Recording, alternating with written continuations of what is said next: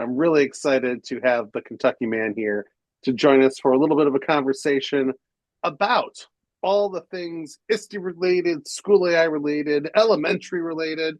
I couldn't be more pumped. We also have the amazing Tori and Felly with us in the chat today to help answer any of your questions. Thank you so much. I really appreciate you taking the time to join us for that. I'm going to go over a couple of housekeeping things here first, and then we will dive right into the conversation. Uh, First and foremost, School AI, we make school awesome for students and the people who support them by finding out what they need and making it happen. I absolutely love this for us because it's something that we actually talk about every single all hands. We start about it and we share about it and like how did you hear someone make a school awesome this past week? And it's something that we live by. And as an organization, as we continue to get bigger and grow and expand and have more partners, I love that we still stick to this as sort of our Northern Star. And it really kind of gets me all pumped up. We have our Champions program, which we encourage all of you to join. You can scan this, and the URL will be dropped into the chat at schoolai.com/champions, I believe, is what it is at. You can also scan this. And as part of that process, if you are a member and you attend these events, you can type in this special code word. And I like to make the code word specific to whomever the guest is. And last time we had Donnie on, it was Antarctica because Donnie, he doesn't like to talk about it much, but he spent time in Antarctica as part of a National Geographic uh, program, which was really exciting. And Lots of so penguins. lots of penguins, lots Lots of of penguins. penguins. So the code word, and I'll let Donnie explain it for this event is the code word is Bonilla. You really do we have time to explain what Bobby Bonilla Day is? Like this is You got like 30 seconds to explain Bobby Bonilla Day. okay. Long story short, I love baseball. It's my favorite sport. Long time ago, there used to be a baseball player named Bobby Bonilla. And I mean, he was pretty good, not a Hall of Famer, but before he finished, he basically worked the greatest contract of all time, where even to this day, where he has not touched the baseball bat in 20 years, the Mets still pay Bobby Bonilla over $1 million on July 1st of every year. And so, people celebrate Bobby Bonilla Day every year, just like, an ode to great contacts and stuff. But anyway, so like 10 years ago, I was kind of, wondering like, I wonder if anybody owns the domain bobbybonilladay.com. Nobody did. So I am now the proud owner of it. I own it, bought it for $12. And Mr. Bonilla, if you're watching, I will gladly sell it to you for 1.2 million. So Yeah. So every year on that day, his contract is paid out at 1.2 million. And he's still got a nice chunk of years left, right? I think it's yeah, the yeah, 2030s. yeah. And actually, Nick, I just realized we'll segue this into the Yeah. ISTE conversation. We will be together at ISTE on Bobby Bonilla Day. Oh, we will be. Like the segue there. Like It's July 1, right? July 1. That's Yeah, right. July 1. That's amazing. So if Start you a want to go party. to bobbybonilladay.com, what will they see? It actually links to our podcast because I'm shameless. We get a huge spike every July 1st. Which I will be a guest on this Sunday. That's right. At 9 p.m. Eastern time because certain Right. people on the West Coast can't get their act together. Right. So, Donnie, thank you so much for joining us. Obviously, we know that you are busy. You've got your family, you've got your podcasts, and all of the things that keep you nice and busy. And you're a teacher, you've just finished. But my first question for you is that you've actually been teaching since 2007. Yeah. So, old Yeah. guy. Yeah. And you've watched technology sort of go through its cycles, right? What was the moment when you realized, whoa, AI is something that's different than what we've seen in other things? So where do you think that happens? That a year ago, 2 years ago? You're a guy that likes to build his own websites and things of that nature. So when did AI strike you as something that, whoa, I need to pay attention to this? I mean, honestly, I think I don't think this is a competitor, but it was honestly the day that ChatGPT launched. I was very fortunate in that actually, good friend of ours, Kevin Brookhauser. He's somebody that like I feel like that I'm on the cutting edge, but anytime Kevin Brookhauser shares something, I'm gonna check it out because most of the time, he's kind of like me, just kind of sharing like little photos of the family or just kind of like little, silly comments and stuff. But I guess it'd be November of 2022. Am I right? Or 23? I forget what it was, but it was the day that Yeah. it launched. Kevin had known that it was coming for weeks, and he shared that he had not been this excited about something since he heard about this website called YouTube. And at that moment, I was like, all right, maybe I should go grab an account. And this was before like pro editions, before anything. Spent that week just kind of playing around and realizing very, very quickly, not only like the things that AI can do, sometimes for better or for worse, like especially from a classroom teacher perspective, but also realize that, oh, I had better figure out very, very quickly, how can I start to leverage AI, not just to necessarily always save time or not just to, like make a little silly picture, but like what would a lesson look like that infuses AI into it look like? And, and again, not just to use it for the sake of using it, because I feel like, in the ed tech world, and I mean, we've all been there, like we'll see this cool app, we're like, oh, I've got to use this. And then like a week into using it, you realize that there's no real like learning of content that's happening. They might be learning the app, which again has its pros and cons. But as an elementary school teacher, like there's standards my students need to know. And so when it comes to AI, like I don't just want them to use it to be like, hey, we used AI to generate images. I want to make sure the activities and things that they're using it for actually help them master the standards that, I'm supposed to be teaching, which fun fact, like that's what you're supposed to do as a teacher, right? I mean, outside of 1,000 other things, that is kind of the big thing that we're meant to do. I think that's a journey. I think a lot of us that are tech forward sort of do. Like, ooh, we heard someone we know that liked this thing, and then we dove in and explored it, and we took the pieces of it. And I think where AI is different is that for a lot of us, it's becoming a way to really manage a lot of the stuff that we don't want to deal with on a day-to-day basis that Hmm. take a lot of time, and you just have to learn how to do it. So, like a lot of tech, there's a lot of front end learning that over time saves you time. And I think that's the part of it that stands out. But trying to explain AI to adults who don't understand it is a difficult task. How do you explain it to a fourth grader or a fifth grader what AI is and how it should or should not be used? Well, first, during indoor recess, we watched The Matrix. Just kidding. That was a joke. I do not do that. Although, fantastic movie. I just showed it to my son this about a month ago. He loved it. That's a whole other thing. But well, again, it's hard, right? Because it's something, again, the students in my class are 9, 10, 11, sometimes 12 years old in fifth grade.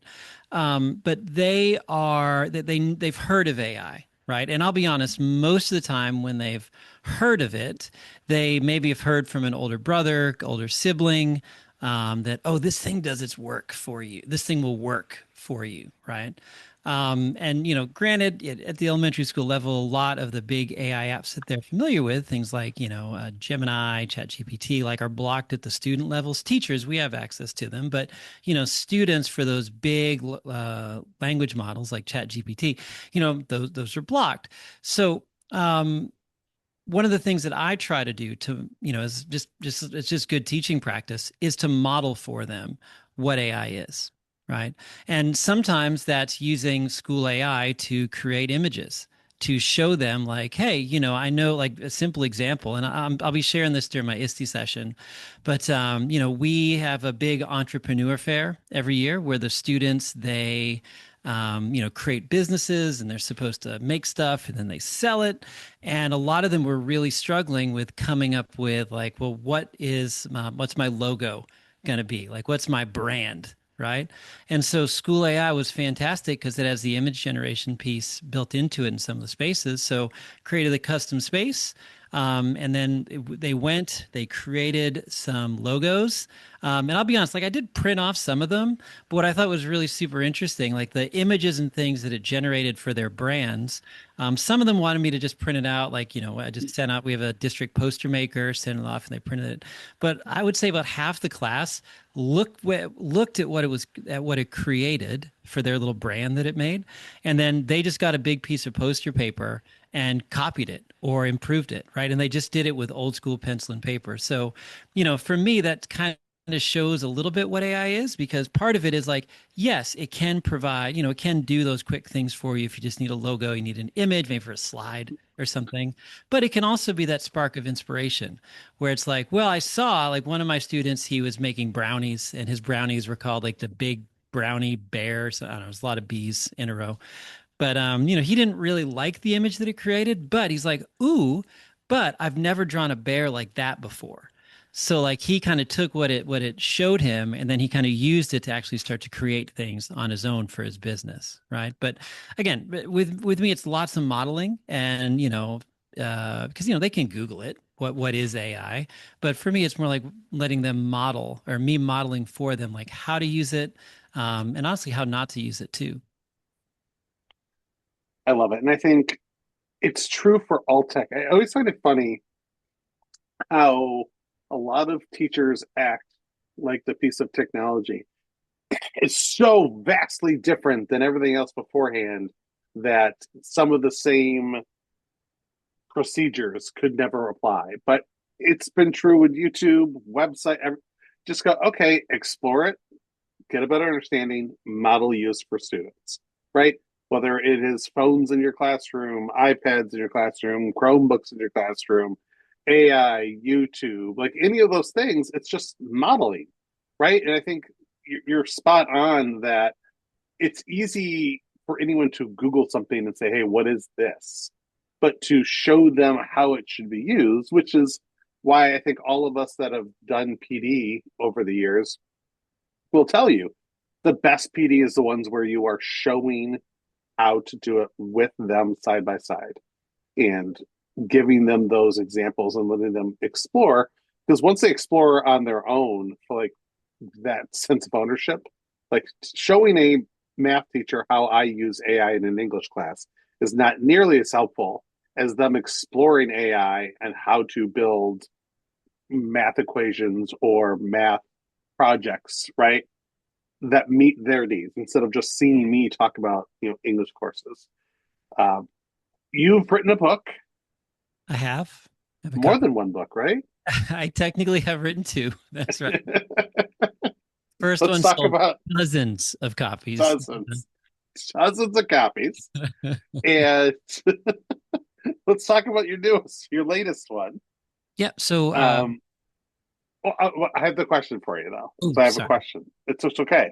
If a teacher tomorrow is about to walk into the class for the first time with School AI, what's one of the strategies from your books that you would recommend them to start with? So you had 50, easy to implement strategies. What would be like one strategy that you could say, hey, here's a great way to implement School AI in your classroom? So again, when I wrote the book, again, it's called 50 Strategies for Integrating AI into the Classroom. It was published through Teacher Creative Materials 4 years ago, which of actually 3 years ago. I don't even know what year it is anymore. I'm still on my like, we got out of school last week and I'm like, okay, it's Tuesday. But so I wrote we've all seen those educational technology books where it's just like a bunch of screenshots, right? And the one thing that I didn't want to do was I didn't want to create a book that full of apps where, with all screenshots in it, where the second that is printed, all of a sudden it's like, oh, that button got moved or that screenshot doesn't work anymore. So really, it's a book for K to 12 educators, and it, like you said, Nick, it's applications, it's ideas for using AI, and it's kind of device and app agnostic. If that makes sense, because I knew that new stuff would be coming out. Heck, when I wrote it, Gemini was called Google Bard, for crying out loud, right? So like, tried to limit like the apps and things in there. I'll tell you the one of my favorite teaching strategies to use, and this is also great to use like if you ever run professional development, and very easy to create a school AI space for this. As a Oh, sorry, that's my dog behind me squeezing one of his dog toys. Not sure if you can hear that, but it's lovely. Okay, good, because it's very loud on my end, but that's all right. But anyway, so in my book, speaking and listening is such a huge, huge part of being a teacher, right? Not only having students like write and read, but also giving them the confidence to get up and present in front of others. And so, Nick, do you remember Mad Libs? Remember Mad Libs, those kind of things? Yeah. So basically, what you do is you create a space where the prompt that is when students open it up, or you as the teacher open it up, it starts to ask them a series of questions. Questions like, okay, what is the setting of this play? And again, I call it PLAI because I like bad jokes, but plays PLAI. But what's the setting of the play? Where is it taking place? Who are the people in the play? And the school AI space just fires off all these pre-existing questions, and then from that, like once it feels like it has enough information, like who are the characters, what's the theme what's the standard that your students are learning? Is there a theme of your play? But then it always in the prompt, the final thing that it does, right, is it never writes the entire play. It only writes the first scene, and it ends on a cliffhanger, right? So after it asks all these questions, it basically creates the first scene of this play. And then you do this live with your class. And then what they do, right, is once the play is written, they stand up and they present it. And then after they present, sometimes it's meant to be silly, meant to be fun. Sometimes there's like just meant to be dramatic. Sometimes there's dinosaurs fighting Nick Cage, for crying out loud. Like, you never know. That's my wife behind me. She's laughing right now. The dog is being really loud. Hi, Um, Raven. I know. Yeah. Well, yeah. But anyway, so then the fun part is, right, the learning doesn't end there, because then what they do, because the school AI space only wrote the first scene, it's then their job to write the second scene, right? So not only does it write it and they get up and present it and they think it's fun, but then over the next week or 2 weeks, their job is to write the second scene. How do they resolve that cliffhanger? What elements are in that second scene? And then, hey, later on that month, they get up and present it in front of their classmates, right? But again, simple idea, but it's something that is engaging. And it's also, hey, it's not just the AI doing all the work and they're just reading it, right? Because they still have their components, their piece that they have to do along with it. Again, modeling and again, co-authoring, co-writing with AI, right? It's not doing the work for you. It is asking questions, it's prompting, it's guiding the students throughout the process.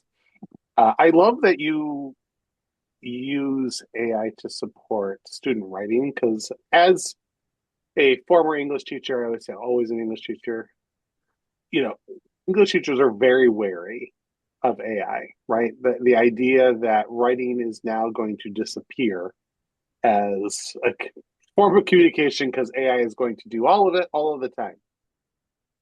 You've actually not only used it with students in the example you gave here, but you have English language learners in your class, right?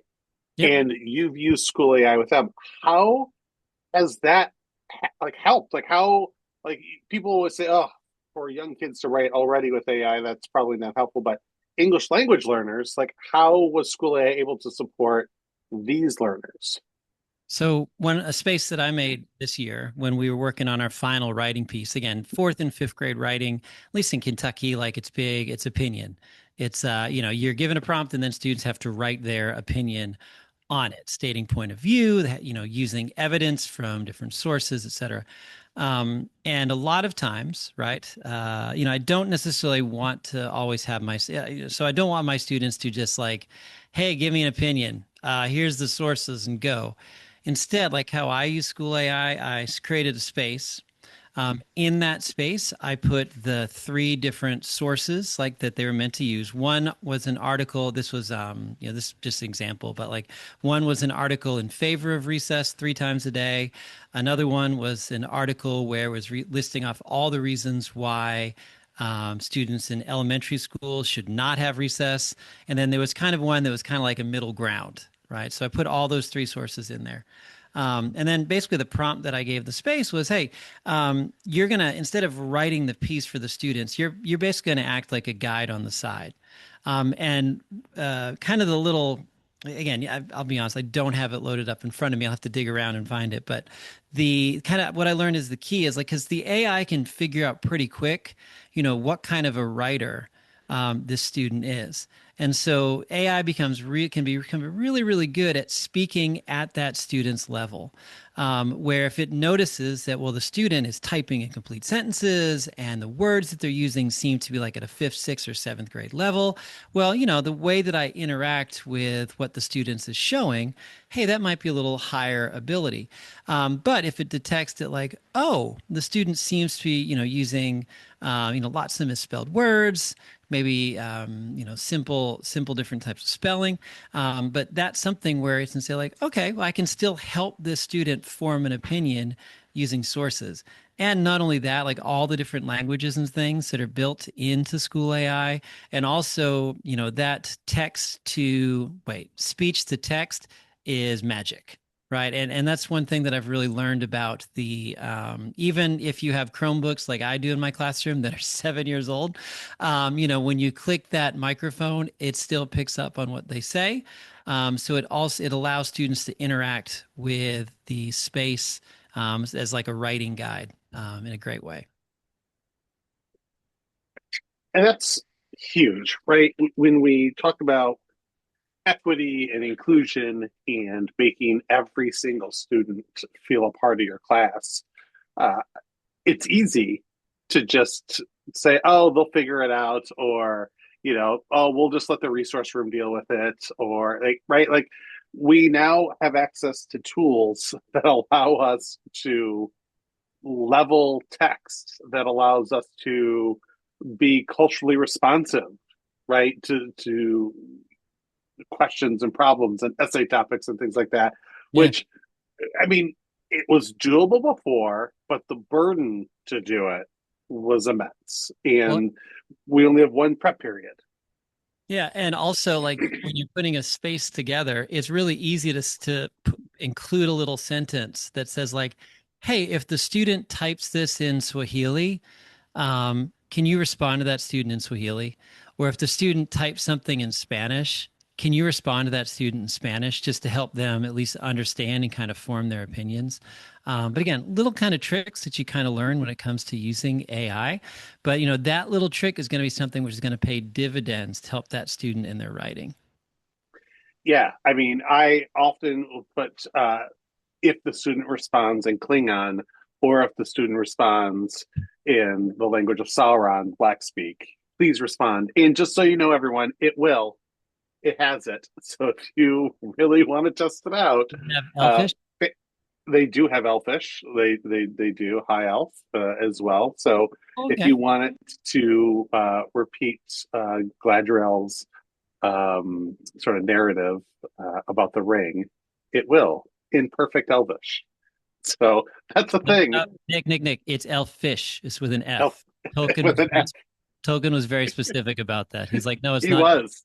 Look it up. You're, I no, can't you're right. provide no I history. know you're right. Yeah. And dwarfs too. Dwarves versus dwarfs. He was very specific about. We're going to do a dramatic reading of the Silmarillion after this is over. So you want to stay on, everyone. You work in a public school in Lexington, right? Yes. Yeah. Right down the street from my house, actually. I'm very fortunate. I get to walk to work every morning. That is, except during those 2 weeks of ice storms. Other than that, And I would slip to work every morning. it's very different than, say, working in a suburban private school. Mhm. What does it actually look like to integrate AI equitably when student access isn't something that you can just sort of expect when they go home?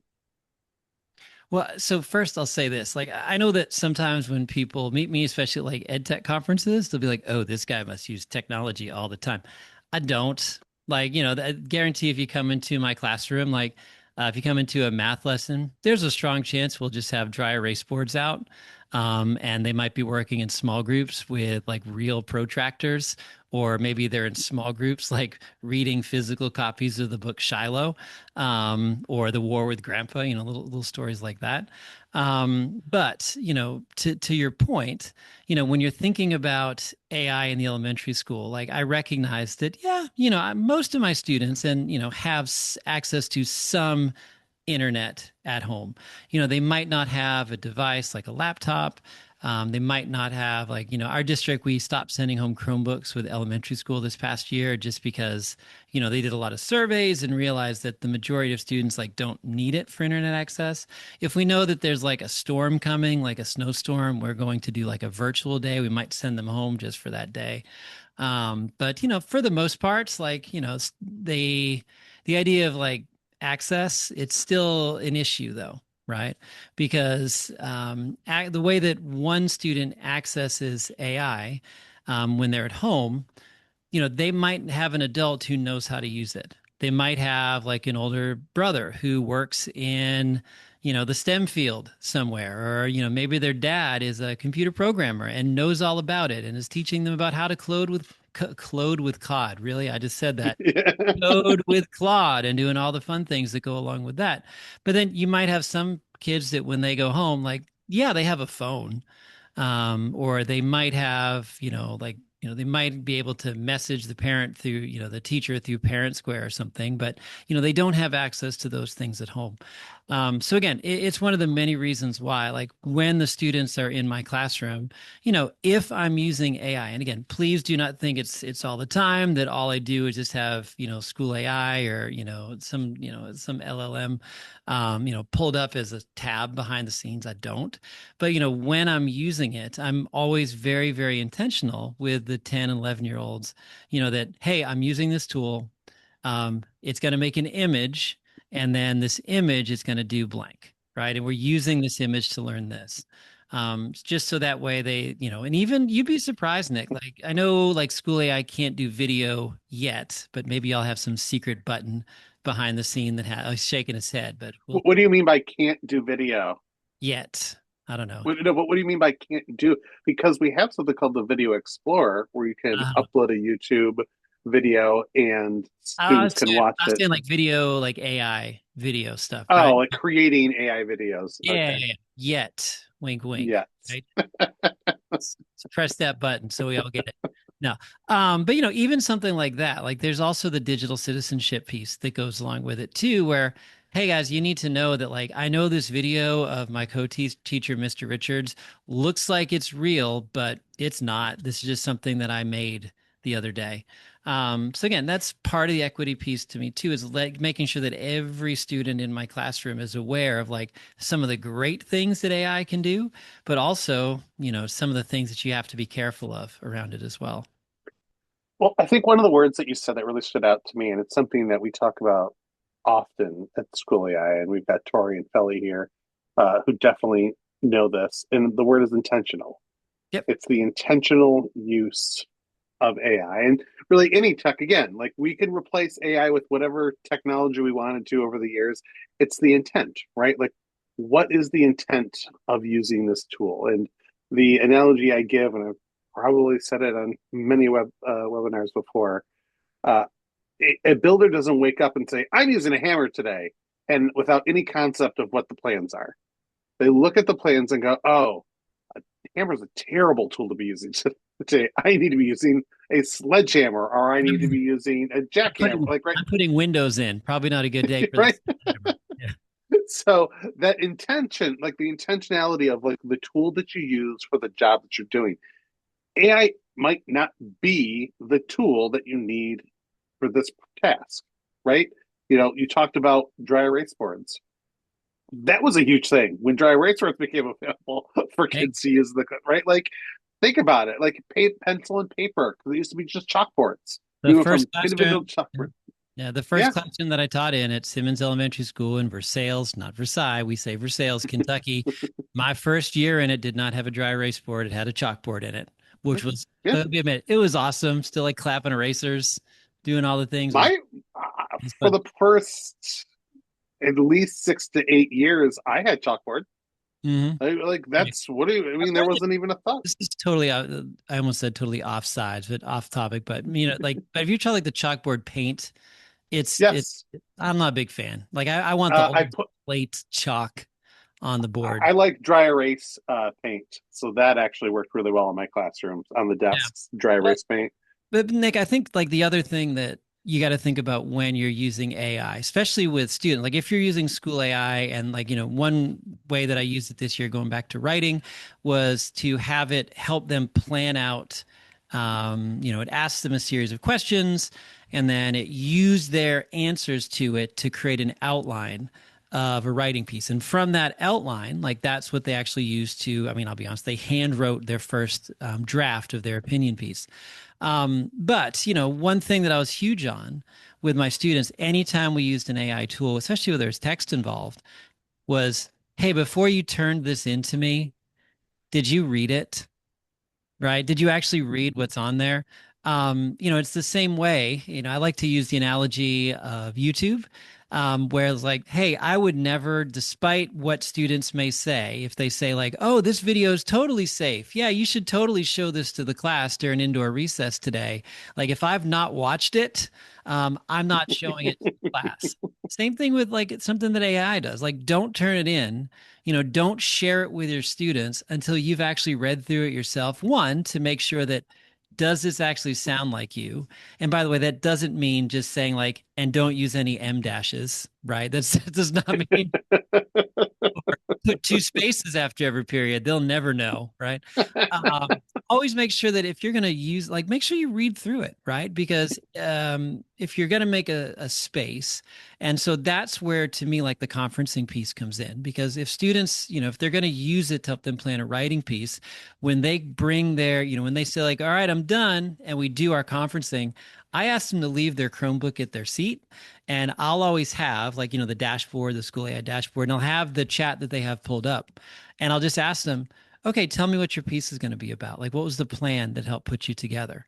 Right. That it helped, or, and so a lot of times if a student goes like, I'll be like, hey, maybe go back to your seat and actually read through this to kind of help come up with like maybe some better outline or something, right? Because, if all they're doing is using the tool just to, especially when it comes to real learning, to just do a quick checkbox off a list, then no, right? Then it's not something that we should be using the tool for. Does that make sense? Well, it makes great sense. And again, that accountability aspect, and still, despite all of this AI and writing, we're still having conferences, right? Yeah. Because one-to-one time with our students is the most valuable thing you can almost have in every classroom. And if you're using AI correctly, I argue, you will get more time for the one-to-ones that make more sense and are more meaningful than running around doing all these other things that can be really taken care of Yeah, with especially if you AI. put in the space prompt something like, if the student seems super intelligent, keep asking them lots of follow-up questions to really help hone in what they were saying. We're just about at time, John. That's how quickly this always goes, and I thank you for your time. So, if I'm not mistaken, you have appeared on Good Morning America and PBS. Is that correct? I have. It's not really a question. I just thought people should know that. Uh, but the actual question is, uh, being a nationally recognized educator, do you feel that the expectations that whether streamline mainstream media, whatever, talk about AI is the reality of what the average teacher is doing with AI in the classroom? Um, you kind of cut out. Could you say, I heard, Yeah, yeah. okay, It's get out there's there. this national view of what AI looks like in the classroom, and then there's what you do and the people that we sort of talk to and see and who Tori and Felly work with. Do you think it matches this narrative of in the classroom versus what you just sort of explained in the classroom. What do you think the average is more like, the big national narrative, or more of the here and there every so often approach that you sort of see? Well, I think just like with any, educational technology trend, like the pendulum, like when it first dropped, swung massively in one direction, where the people who were all in on it, it's all they were talking about, right? Online, if they were doing a writing course, oh, we got to figure out how we can use it. If you're doing math, got to figure out how to use, and then it's very slowly coming, just like with any other tool like that teachers use, it's kind of finding its place. Does that make sense? It's kind of figuring out, Yeah, like, okay, what is its role going to be? And is it's and it's not just something that we're going to use just for the sake of using it. Where, I know I've said this before, but I don't just want to use the tool because someone said like, oh, you should use this. It's cool, right? My follow-up question to yeah. that would be like, okay, tell me, like, how is this going to help the 10-year-olds in my class understand how to simplify a fraction? Or, where, Or your 47-year-old friends how to simplify yeah, a fraction. really can't. Okay, Nick, I got it. We'll talk afterwards. This is It's been not, a while. I'm a little rusty. I'm a you little start rusty since I did it with my son. you start with half, is the top half of the bottom number, and then you kind of go from there. Uh, we'll talk later. But that's the big thing, right? So I do think, like I said, the pendulum was way over here, where it was the people who were all in were using it all the time, and the people that were terrified, which again, understandably, it's a new thing. They were kind of shying away from it. But I do feel like it's kind of settling back here in the middle, where now we're starting to ask those real questions, like, okay, what place is AI going to be, 5, 10 years from now, and what place should it actually be? Uh, Johnny, that is a perfect way to sort of put a button on this. I really appreciate it. Put a Some dot. of you, I really missed it. Yeah, I'll just edit this out. What a great way to put a dot at the end of that statement, Johnny. I really appreciate it. We have some people in attendance that will be at ISTE. You have a session with me on Wednesday, 9:30 to 10:30, our match game, That'll which is going to be super epic, and I'm really excited for. Any other sessions you have going on at ISTE? Yeah, a couple of panels on Sunday, doing some AI sessions. Doing one of my favorite ones that I'm doing. It's not an AI session at all, so I'll shamelessly plug it. But talking about how I use old school radio dramas in Oh yeah, the classroom. I do a lot of partner work with a Peabody Award-winning company called Gen Z Media, GZM Shows, and sharing different ways that I use their podcasts in the classrooms, but also how my students write and create their own podcasts. So it's fun, and it's a little more yeah, of and a you also podcast than just like, hey, let's do the weather report for the week, right? Think like students writing scripts and things like that. So I love it. You'll also be in the school AI booth too, talking yeah, more about school AI in the elementary classroom. So if you are going to be at ISTE, please swing by and say hello. We'd love to talk to you. If you're not, please, we have two more of these events. We have the great Matt Miller next week, and then the Murals the week after that. So this is a great way to sort of get ISTE level sessions from the comfort of your own home without having to pay for ISTE. It's a win-win for everyone. So I want to thank everyone, of course, for being here, for taking the time. If you're still in school, oh my goodness, what are you doing staying up late in the last week or so? But thank you. If you're done, oh my goodness, why aren't you sleeping already? You've earned it. late. It's 7:45. For some of us, it is late. Some of us are 47. We've got to go That's blow true. out a birthday cake and go to take a nap. Oh yeah. But Today's Nick's thank you birthday, by all. the way. Yes, it is. So thank you, everyone. Have a wonderful evening. Donnie, thank you so much. Tori, Felly, thank you so much as well. Really appreciate the Texas Pod showing up strong tonight. Love you both eternally, and everyone else. Thank you, and I wish you a wonderful evening. Bye.